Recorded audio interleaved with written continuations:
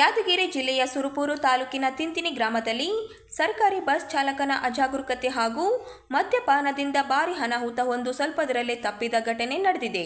ದೇವದುರ್ಗ ಡಿಪೋಗೆ ಸೇರಿದ ಸರ್ಕಾರಿ ಬಸ್ಸನ್ನು ಚಾಲಕ ಅಂಬರೀಶ್ ಮದ್ಯಪಾನ ಮಾಡಿಕೊಂಡ ಸ್ಥಿತಿಯಲ್ಲಿ ನಿಯಂತ್ರಣ ತಪ್ಪಿ ಚಲಾಯಿಸಿದ್ದಾನೆ ಎಂಬ ಗಂಭೀರ ಆರೋಪ ಕೇಳಿಬಂದಿದೆ.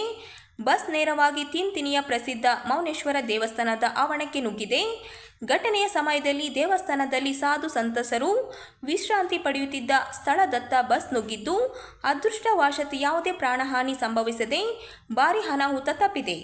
ಘಟನೆ ನಡೆದ ಕೂಡಲೇ ಸ್ಥಳೀಯ ಗ್ರಾಮಸ್ಥರು ಎಚ್ಚೆತ್ತುಕೊಂಡು ಬಸ್ ಮುಂದಕ್ಕೆ ಸಾಗದಂತೆ ತಡೆದು ಚಾಲಕನನ್ನು ತರಾಟೆಗೆ ತೆಗೆದುಕೊಂಡರು. ಮದ್ಯಪಾನ ಮಾಡಿಕೊಂಡು ಸಾರ್ವಜನಿಕ ಸಾರಿಗೆ ವಾಹನ ಚಲಾಯಿಸುವುದು ಗಂಭೀರ ಅಪರಾಧ ಎಂದು ಆಕ್ರೋಶ ವ್ಯಕ್ತಪಡಿಸಿದ ಗ್ರಾಮಸ್ಥರು ಕುಡುಕ ಚಾಲಕನ ವಿರುದ್ಧ ಕಠಿಣ ಕಾನೂನು ಕ್ರಮ ಕೈಗೊಳ್ಳಬೇಕೆಂದು ಆಗ್ರಹಿಸಿದ್ದಾರೆ.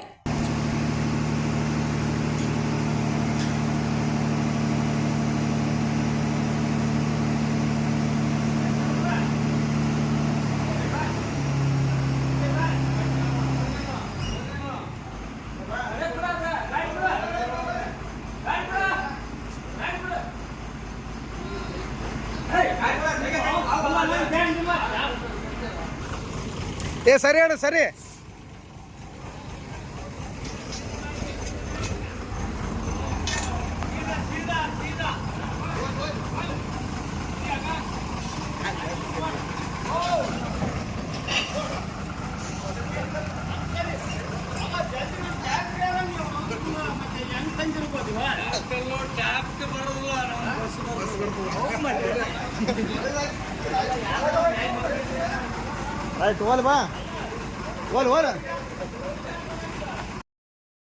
ಸರ್ಕಾರ ಇವರು ವೇದಿಕೆಗೆ ಆಗಮಿಸ್ತಾ ಇದ್ದಾರೆ.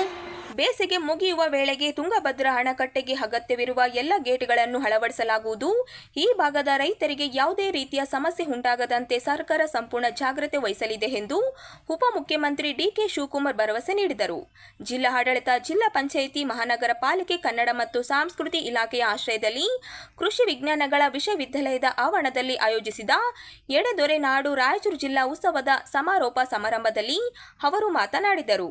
ತುಂಗಭದ್ರಾ ನದಿಯಲ್ಲಿ ಸುಮಾರು 30 ಟಿಎಂಸಿ ಅಡಿ ನೀರನ್ನು ಬಳಸಿಕೊಳ್ಳಲಾಗಿದೆ, ಹರಿದು ಹೋಗುತ್ತಿದೆ ಎಂಬುದು ವಿಷಾದಕರ ಸಂಗತಿ ಎಂದು ಅವರು ಈ ಕುರಿತು ಆಂಧ್ರಪ್ರದೇಶ ಮುಖ್ಯಮಂತ್ರಿ ಅವರೊಂದಿಗೆ ಮಾತುಕತೆ ನಡೆಸಲು ನಾವು ಸಿದ್ಧರಿದ್ದೇವೆ, ಆದರೆ ಆಂಧ್ರದ ಮುಖ್ಯಮಂತ್ರಿ ಮಾತುಕತೆಗೆ ಅವಕಾಶ ನೀಡುತ್ತಿಲ್ಲ ಎಂದು ಅಸಮಾಧಾನ ವ್ಯಕ್ತಪಡಿಸಿದರು. ರಾಜ್ಯ ಸರ್ಕಾರ ರೈತರ ಹಿತದೃಷ್ಟಿಯಿಂದ ತುಂಗಭದ್ರಾ ನೀರಿನ ಸಮರ್ಪಕ ಬಳಕೆಗೆ ಎಲ್ಲ ರೀತಿಯ ಕ್ರಮ ಕೈಗೊಳ್ಳಲಾಗಿದೆ ಎಂದು ಉಪಮುಖ್ಯಮಂತ್ರಿ ಡಿಕೆ ಶಿವಕುಮಾರ್ ತಿಳಿಸಿದರು.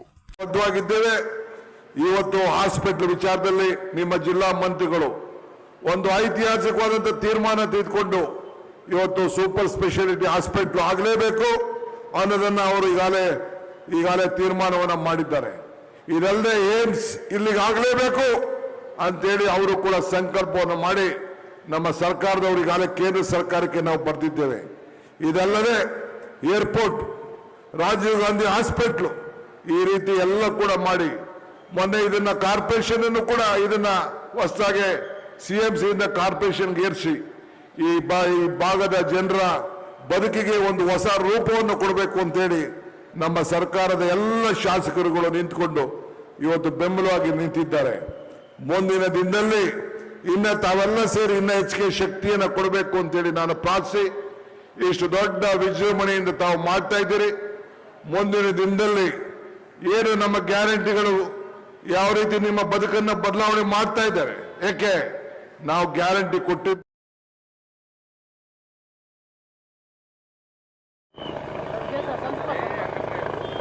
ಹೆಲಿಪ್ಯಾಡ್ ಬದಲಾಯಿಸಿದ ಸಿಎಂ ಹೆಲಿಕಾಪ್ಟರ್ ಅಧಿಕಾರಿಗಳಲ್ಲಿ ಗೊಂದಲ, ತಾರಾತೂರಿ ಓಡಾಟ.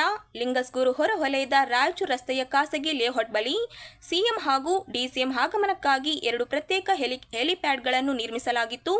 ಒಂದು ಸಿಎಂಗೆ ಮತ್ತೊಂದು ಡಿಸಿಎಂಗೆ ಎಂದು ವ್ಯವಸ್ಥೆ ಮಾಡಲಾಗಿತ್ತು.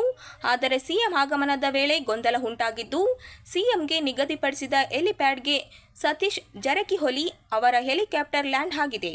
ಇದರಿಂದ ಅಧಿಕಾರಿಗಳು ಗೊಂದಲಕ್ಕೆ ಒಳಗಾಗಿ ತಾರಾತೂರಿಯಲ್ಲಿ ಓಡಾಡುವ ದೃಶ್ಯಗಳು ಕಂಡುಬಂದವು. ಇನ್ನೊಂದೆಡೆ ಸಿಎಂ ಹೆಲಿಕಾಪ್ಟರ್ ಕಲಬುರಗಿ ರಸ್ತೆಯ ಶಾಸಕ ಮಾನಪ್ಪ ವಜ್ಜಲ್ ಅವರಿಗೆ ಸೇರಿದ ಹೆಲಿಪ್ಯಾಡ್ನಲ್ಲಿ ಇಳಿದಿದೆ.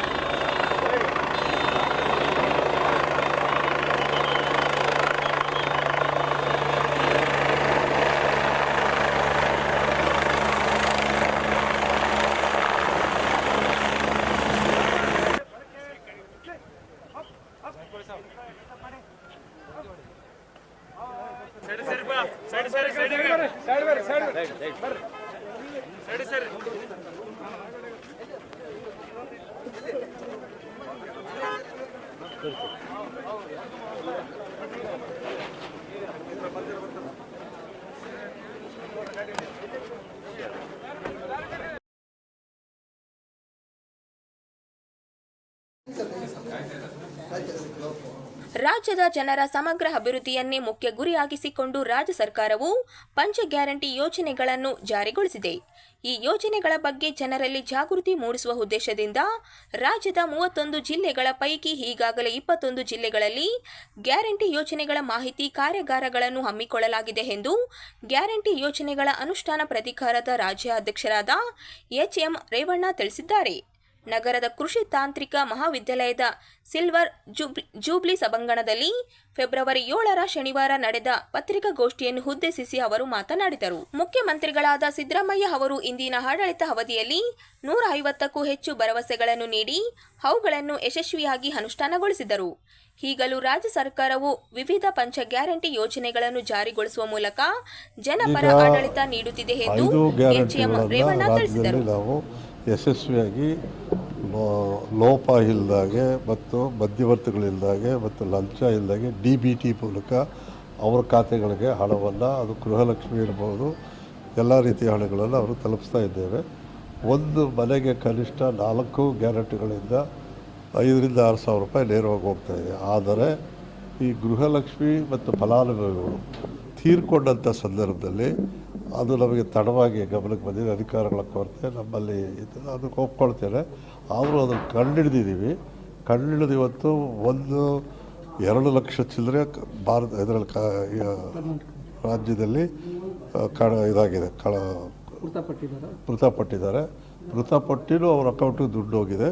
ಆ ದುಡ್ಡನ್ನು ವಾಪಸ್ ಪಡೆಯೋದಕ್ಕೆ ಪ್ರಯತ್ನ ಮಾಡಿದ್ದೀವಿ. ಕೆಲವು ಜಿಲ್ಲೆಗಳಲ್ಲಿ ಪ್ರಾರಂಭ ಆಗಿದೆ. ರಾಯಚೂರಿನಲ್ಲಿ ಈಗ 1,922 ಜನ ತೀರ್ಕೊಂಡಿದ್ದಾರೆ. ಅದರಲ್ಲಿ 2,20,00,000 ಹಣ ಸಂದ ಆಗಿದೆ. ಇಲ್ಲೂ ಪ್ರಾರಂಭ ಆಗಿದೆ. ವಾಪಸ್ ತರೋದಕ್ಕೆ ನಮಗೆ ನೆಟ್ವರ್ಕ್ ಇದೆ. ಬೇರೆ ಕಂಪ್ನಿಗೂ ಇದಕ್ಕಿರೋ ವ್ಯತ್ಯಾಸ ಏನಪ್ಪ ಅಂದರೆ, ಇಲ್ಲಿ CEO ಇಸ್ ದಿ ಇನ್ಚಾರ್ಜ್ ಅಂತ ನಮ್ಮ ಅಧ್ಯಕ್ಷರಿದ್ದಾರೆ. ಅವ್ರ ಜೊತೆಗೆ ಕರ್ನಾಟಕ ಸರ್ಕಾರ ಇವರು ವೇದಿಕೆಗೆ ಆಗಮಿಸ್ತಾ ಇದ್ದಾರೆ.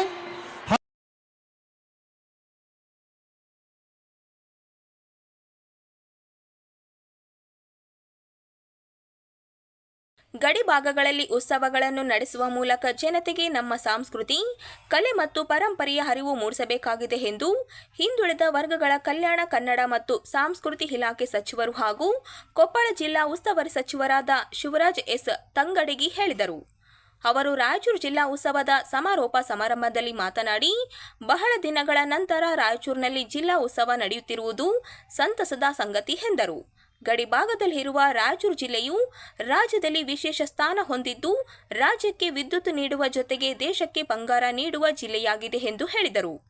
ಇದೇ ಜಿಲ್ಲೆಯಲ್ಲೇ ಅಶೋಕನ ಶಾಸನ ಪತ್ತೆಯಾಗಿದ್ದು, ಐತಿಹಾಸಿಕ ರಾಯಚೂರು ಕೋಟೆ, ಮುದುಗಲ್ ಮೋರಂ, ಜಲದುರ್ಗ ಕೋಟೆ ಸೇರಿದಂತೆ ಅನೇಕ ಐತಿಹಾಸಿಕ ಹಾಗೂ ಸಾಂಸ್ಕೃತಿಕ ಸ್ಥಳಗಳು ಇವೆ. ಇಂತಹ ಶ್ರೀಮಂತ ಇತಿಹಾಸ ಹೊಂದಿರುವ ರಾಯಚೂರು ಜಿಲ್ಲೆಯಲ್ಲಿ ಪ್ರತಿ ವರ್ಷವೂ ಜಿಲ್ಲಾ ಉತ್ಸವಗಳನ್ನು ಆಯೋಜಿಸುವ ಕಾರ್ಯಯೋಜನೆ ರೂಪಿಸಬೇಕಾಗಿದೆ ಎಂದು ಸಚಿವರು ತಿಳಿಸಿದರು. ಕನ್ನಡವನ್ನು ಬೆಳೆಸುವಂತ ಕನ್ನಡದ ಉತ್ಸವಗಳು ಆಗೋದ್ರಿಂದ ಜನರಿಗೆ ಇನ್ನೂ ಹೆಚ್ಚು ಕಲೆ ಮತ್ತು ಸಂಸ್ಕೃತಿ ವಿಚಾರವನ್ನು ಹಂಚಿಕೊಳ್ಳುವಂತ ಕೆಲಸಗಳು ಆಗ್ತಾವೆ. ಯಾಕೆ ಈ ಉತ್ಸವವನ್ನು ಮಾಡಬೇಕು ಅಂತಂದ್ರೆ, ಜನರಿಗೆ ನಮ್ಮ ಸಂಸ್ಕೃತಿ, ಸಂಸ್ಕಾರ, ಕನ್ನಡ, ಕಲೆ, ಶಿಲ್ಪಕಲೆ ಎಲ್ಲವನ್ನ ಜನರಿಗೆ ಮುಟ್ಟಿಸುವಂತ ಕೆಲಸ ಕಾರ್ಯಗಳು ಈ ಉತ್ಸವದಿಂದ ಆಗ್ತಾ ಇದ್ದಾವೆ. ಅದು ವಿಶೇಷವಾಗಿ ರಾಯಚೂರು ಜಿಲ್ಲೆಯಲ್ಲಿ, ರಾಯಚೂರು ಜಿಲ್ಲೆ ಬಹಳ ವಿಶಿಷ್ಟವಾದಂಥ ಜಿಲ್ಲೆ. ಈ ಜಿಲ್ಲೆ ಮತ್ತು ಈ ಊರು ಯಾರಾದರೂ ಕೇಳಿದ್ರೆ ರಾಜ್ಯದೊಳಗೆ ರಾಯಚೂರು ಅಂದ್ರೆ ಅಪ್ಪ ಬಿಸಿಲು ಅಂತಾರೆ. ಆದರೆ ರಾಯಚೂರು ಈ ರಾಜ್ಯಕ್ಕೆ ತಂದೆ ಆದಂಥ ಕೊಡುಗೆಯನ್ನ ಕೊಟ್ಟಿದೆ. ಅದಕ್ಕೆ ಸಾಕಷ್ಟು ಸಾಕ್ಷಿಗಳಿದಾವೆ. ನನಗೆ ಒಬ್ರು ನನ್ನ ಗೆಳೆಯರು ಹೇಳ್ತಾ ಇದ್ರು, ರಾಯಚೂರು ಅಂದ್ರೆ ಏನ್ ತಿಳ್ಕೊಂಡಿರಿ, ಬರೀ ಬಿಸಿಲು ನಾಡಲ್ಲ, ಈ ರಾಜ್ಯಕ್ಕೆ ನಾವು ವಿದ್ಯುತ್ ಅನ್ನ ಕೊಡೋರು ಯಾರಾದ್ರಿದ್ರೆ ಅದು ರಾಯಚೂರವರು ಅನ್ನೋ ಮಾತನ್ನ. ಅಷ್ಟೇ ಅಲ್ಲ, ಈ ದೇಶಕ್ಕೆ ಬಂಗಾರವನ್ನು ಕೊಡುವಂಥವ್ರು ಯಾರಾದ್ರೂ ಇದ್ರೆ ಅದು ರಾಯಚೂರು ಜಿಲ್ಲೆಯೊಳಗಿರುವಂಥ ಹಟ್ಟಿ ಚಿನ್ನದ ಗಣಿ ಅಂತ ಹೆಮ್ಮೆಯಿಂದ ಹೇಳುವಂಥ ಕೆಲಸವನ್ನ ಮಾಡ್ತಾ ಇದ್ದಾರೆ. ಅದರ ಜೊತೆಗೆ ಅದೇ ಅಷ್ಟೇ ಅಲ್ಲ, ಅಶೋಕನ ಕಾಲದ ಶಾಸನವನ್ನ ಸಿಕ್ಕಿದ್ದು ಮಸ್ಕಿಯಲ್ಲಿ, ಅದು ರಾಯಚೂರು ಜಿಲ್ಲೆ ಅನ್ನೋ ಮಾತನ್ನ ಇಲ್ಲಿ ಹೇಳಲಿಕ್ಕೆ ಇಷ್ಟಪಡ್ತೀನಿ ಬಂಧುಗಳೇ. ಇದರ ಜೊತೆಗೆ ಈ ದೇಶಕ್ಕೆ ಅನ್ನವನ್ನು ಕೊಡುವಂಥದ್ದು, ಅದು ವಿಶೇಷವಾಗಿ 2 ನದಿಗಳು, ಒಂದು ಕೃಷ್ಣೆ, ಒಂದು ತುಂಗಭದ್ರೆ, ಇವೆರಡರಿಂದ ನಮ್ಮ ಈ ಭಾಗದೊಳಗ ಭತ್ತದ ನಾಡು ಅಂತ ಭತ್ತವನ್ನು ಕೊಡುವಂತ ಕೆಲಸವನ್ನು ಮಾಡ್ತಾ ಇದೆ, ಅದು ರಾಯಚೂರು ಜಿಲ್ಲೆ ಅನ್ನೋ ಮಾತನ್ನ ಇಲ್ಲಿ. ಇದು ರಾಷ್ಟ್ರಕೂಟರ ಕಲ್ಯಾಣ. ಚಾಲುಕ್ಯರು ಎಲ್ಲರೂ ಕೂಡ ಇಲ್ಲಿ, ಚೋಳರು ಎಲ್ಲರೂ ಕೂಡ, ಕಾಕತೀಯರು ಎಲ್ಲರೂ ಕೂಡ ವಿಜಯನಗರದ ಅರಸಿನಲ್ಲಿ ಆಳಿದಂತ ಒಂದು ಭೂಮಿ. ಎಲ್ಲ ಧರ್ಮದ ನಾಯಕರು ಕೂಡ ಈ ಭಾಗವನ್ನು ಆಳಿದಂತ ಒಂದು ಪವಿತ್ರವಾದಂಥ ಭೂಮಿ. ಇವತ್ತು ನಮ್ಮ ಸರ್ಕಾರ ನಿಮ್ಮ ಜೊತೆಯಲ್ಲಿದೆ. ನಿಮ್ಮ ಬದುಕಿನಲ್ಲಿ ನಾವು ಬದಲಾವಣೆಯನ್ನು ನಾವು ಮಾಡಲಿಕ್ಕೆ ನಾವು ಬದ್ಧವಾಗಿದ್ದೇವೆ. ಇವತ್ತು ಹಾಸ್ಪಿಟಲ್ ವಿಚಾರದಲ್ಲಿ ನಿಮ್ಮ ಜಿಲ್ಲಾ ಮಂತ್ರಿಗಳು ಒಂದು ಐತಿಹಾಸಿಕವಾದಂಥ ತೀರ್ಮಾನ ತೆಗೆದುಕೊಂಡು ಇವತ್ತು ಸೂಪರ್ ಸ್ಪೆಷಾಲಿಟಿ ಹಾಸ್ಪಿಟಲ್ ಆಗಲೇಬೇಕು ಅನ್ನೋದನ್ನು ಅವರು ಈಗಾಗಲೇ ತೀರ್ಮಾನವನ್ನು ಮಾಡಿದ್ದಾರೆ. ಇದಲ್ಲದೆ ಏಮ್ಸ್ ಇಲ್ಲಿಗೆ ಆಗಲೇಬೇಕು ಅಂತೇಳಿ ಅವರು ಕೂಡ ಸಂಕಲ್ಪವನ್ನು ಮಾಡಿ ನಮ್ಮ ಸರ್ಕಾರದವರು ಈಗಾಗಲೇ ಕೇಂದ್ರ ಸರ್ಕಾರಕ್ಕೆ ನಾವು ಬರೆದಿದ್ದೇವೆ. ಇದಲ್ಲದೆ ಏರ್ಪೋರ್ಟ್, ರಾಜೀವ್ ಗಾಂಧಿ ಹಾಸ್ಪಿಟ್ಲು, ಈ ರೀತಿ ಎಲ್ಲ ಕೂಡ ಮಾಡಿ ಮೊನ್ನೆ ಇದನ್ನ ಕಾರ್ಪೊರೇಷನ್ ಅನ್ನು ಕೂಡ ಇದನ್ನ ಹೊಸದಾಗಿ CMC ಇಂದ ಕಾರ್ಪೊರೇಷನ್ಗೆ ಏರಿಸಿ ಈ ಭಾಗದ ಜನರ ಬದುಕಿಗೆ ಒಂದು ಹೊಸ ರೂಪವನ್ನು ಕೊಡಬೇಕು ಅಂತೇಳಿ ನಮ್ಮ ಸರ್ಕಾರದ ಎಲ್ಲ ಶಾಸಕರುಗಳು ನಿಂತುಕೊಂಡು ಇವತ್ತು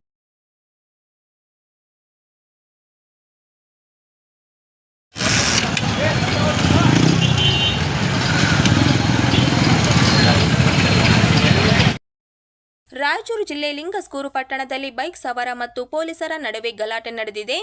ಇಂದು ಲಿಂಗಸ್ಕೂರಿಗೆ ಮುಖ್ಯಮಂತ್ರಿ ಹಾಗೂ ಉಪಮುಖ್ಯಮಂತ್ರಿ ಆಗಮನ ಹಿನ್ನೆಲೆ ಭಾರೀ ಪೊಲೀಸ್ ಬಂದೋಬಸ್ತ್ ಏರ್ಪಡಿಸಲಾಗಿತ್ತು. ಈ ಸಂದರ್ಭದಲ್ಲಿ ರಸ್ತೆ ಬದಿ ಬೈಕ್ ನಿಲ್ಲಿಸಿದ ಬೈಕ್ ಸವಾರನಿಗೆ ಪೊಲೀಸರು ಪ್ರಶ್ನಿಸಿದ್ದಾರೆ. ಇದರಿಂದ ಪೊಲೀಸರ ಹಾಗೂ ಬೈಕ್ ಸವಾರನ ನಡುವೆ ಮಾತಿನ ಚಕಮಕ ನಡೆದಿದ್ದು ಕ್ಷಣಕಾಲ ಗೊಂದಲದ ವಾತಾವರಣ ನಿರ್ಮಾಣವಾಯಿತು. ಈ ವೇಳೆ ಪೊಲೀಸರು ಮತ್ತು ಬೈಕ್ ಸವಾರ ಕೈ ಮಿಲಾಯಿಸಿಕೊಂಡ ಘಟನೆ ಕೂಡ ನಡೆದಿದೆ ಎನ್ನಲಾಗಿದೆ. ನಂತರ ಬೈಕ್ ಸವಾರನಿಗೆ ಬೈದು ಸ್ಥಳದಿಂದ ತೆರಳುವಂತೆ ಪೊಲೀಸರು ಸೂಚಿಸಿದ್ದಾರೆ. ಘಟನೆ ಹಿನ್ನೆಲೆಯಲ್ಲಿ ಕೆಲಕಾಲ ಸ್ಥಳದಲ್ಲಿ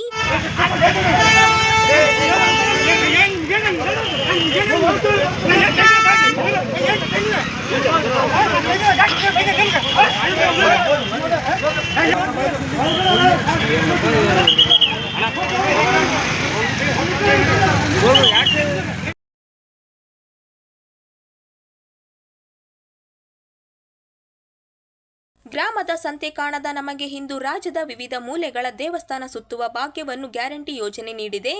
ಇದಕ್ಕೆ ನಮ್ಮ ಮುಖ್ಯಮಂತ್ರಿ ಸಿದ್ದರಾಮಯ್ಯ ಮತ್ತು ಉಪಮುಖ್ಯಮಂತ್ರಿ DK ಶಿವಕುಮಾರ್ ಕಾಂಗ್ರೆಸ್ ಸರ್ಕಾರ ಎಂದು ಅಭಿಪ್ರಾಯ ವ್ಯಕ್ತಪಡಿಸಿದರು. ಶಕ್ತಿ ಯೋಜನೆ ನಮ್ಮ ಪ್ರವಾಸದ ಶಕ್ತಿಯನ್ನು ಹೆಚ್ಚಿಸಿದೆ. ರಾಜ್ಯದ ದೂರದ ಊರುಗಳ ದೇವಸ್ಥಾನ ಭೇಟಿ, ಉಡುಪಿ ಶ್ರೀ ಕೃಷ್ಣ ದರ್ಶನ ಭಾಗ್ಯ ನೀಡಿದೆ. ಮಾಸಿಕ 2,000 ಅನುದಾನದಿಂದ ನಾವು ನಮ್ಮ ಮನೆಯ ಖರ್ಚು ವೆಚ್ಚ ನಿರ್ವಹಿಸಲು ಅನುಕೂಲವಾಗಿದೆ. ಪಂಚ ಗ್ಯಾರಂಟಿ ಫಲಾನುಭವಿಗಳು ಈ ಸಮಾವೇಶದಲ್ಲಿ ಪಾಲ್ಗೊಂಡಿದ್ದರು. ಪ್ರಾರ್ಥನಾ ಗೀತೆಯೊಂದಿಗೆ ಪ್ರಾರಂಭ ಮಾಡಲಾಗುತ್ತದೆ. ಶ್ರೀಮತ ದಯವಿಟ್ಟು ಎಲ್ಲರೂ ಶಾಂತತೆಯನ್ನ ಕಾಪಾಡಿಕೊಂಡು ಹೋಗಬೇಕು. ಇಲ್ಲ ಸರ್, ಪ್ರಾರ್ಥನಾ ಗೀತೆ, ನಾಡಗೀತೆ ಅಲ್ಲ ಸರ್, ದಯವಿಟ್ಟು ನಾಡಗೀತೆ ಅಲ್ಲ, ಪ್ರಾರ್ಥನಾ ಗೀತೆ ದಯವಿಟ್ಟು. ಸಾಮಾನ್ಯವಾಗಿ ಎಲ್ಲರೂ ಏನ್ ಹೇಳಿದ್ರು, ಆ ಗ್ಯಾರಂಟಿ ಯೋಜನೆಗಳಿಂದ ವರ್ಷಕ್ಕೆ 51,000 ಕೋಟಿ ಖರ್ಚಾಗ್ತಾ ಇದೆ, ಅದರಿಂದ ರಾಜ್ಯ ದಿವಾಳಿ ಆಗ್ಬಿಡುತ್ತೆ, ರಾಜ್ಯದ ಬೊಕ್ಕಸ ಖಾಲಿ ಆಗ್ಬಿಡುತ್ತೆ ಅನ್ನೋ ಮಾತುಗಳನ್ನು ಹೇಳ್ತಾ ಇರ್ತಾರೆ. ಹಾಗಿದ್ರೆ ರಾಜ್ಯದ ಬೊಕ್ಕಸಕ್ಕೆ ಎಲ್ಲಿಂದ ದುಡ್ಡು ಬರುತ್ತೆ? ರಾಜ್ಯದ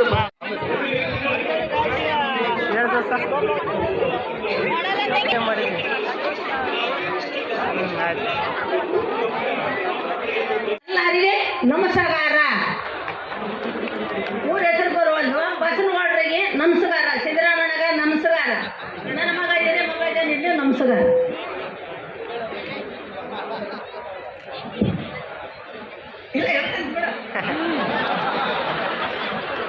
ಎಲ್ಲರಿಗೆ ದೊಡ್ಡರಿಗೆ ನಮಸ್ಕಾರ ಮಾಡಿದ್ರು, ನಮಗೆ ನಮಸ್ಕಾರ ಮಾಡಲಿಲ್ಲ ಅಂತ ಎಲ್ಲರೂ ತಪ್ಪು ತಿಳ್ಕೊಬೇಡ್ರಿ. ಎಲ್ಲರಿಗೆ ನಮಸ್ಕಾರ. ಸಿದ್ದರಾಮಯ್ಯ 2,000 ರೂಪಾಯಿ ಬಡತನ ಮನೆಗೆ ಮಕ್ಕಳು ಕೊಟ್ಟಿವಿ, ಮಕ್ಕಳು ಕರ್ಕೊಂಬರೋದು, ಸೀರೆ ಬಿಡಿಸೋದು, ಕುಸ ತೊಡಿಸೋದು, ಅವರಿಗೆ ಒಂದು ಟಿಂಟಿ ಜಮಿ ಮಾಡಿ ಕಳಿಸೋದು, ನಾವು ಸುಸ್ತಿ ಆದರೂ ತೋರಿಸೋದು, ಇಷ್ಟೆಲ್ಲ ನಾವು ಸಹಾಯ ಮಾಡ್ಕೊಂಡಿವಿ. ಆಗ ಬಸ್ ಇಲ್ದಂಗ ಫ್ರೀ ಮಾಡ್ಯಾರ. ಉಡುಪಿ ಕೃಷ್ಣ ನದಿ, ಕಾರ್ಕಳ, ಧರ್ಮಸ್ಥಳ, ಓಸು ಎಲ್ಲ ನೋಡಿ ಬಂದರು. ಚೆನ್ನೂರು ಸಂತೆ, ಮಸೂರಿ ಸಂತೆ ನೋಡಿದ್ದೆಲ್ಲ ಇದೆಲ್ಲ ದೇಶ ನೋಡಿ ಬಂದ್ವಿ. ಹೆಣ್ಮಕ್ಳು ಹೋಗಿ ಕೇಸಿ ನಿಮ್ಮ ಕೊಂಡರಿಂದ ಮಂಗಳೂರು, ದೊಡ್ಡ ಮಂಗಳೂರು, ಉಡುಪಿ ಕೃಷ್ಣ ಪದ್ಧತಿ ಹೋಗಿ ಬಂದ್ವಿ. ಹೋಗಿ ದೇವಸ್ಥಾನ ಎಲ್ಲ ನೋಡಿ ಬಂದ್ವಿ ನಿಮ್ಮ ಆಶೀರ್ವಾದದಿಂದ. ಯಾರಿಂದ? ಸಿದ್ದರಾಮಯ್ಯದಿಂದ ನಾವು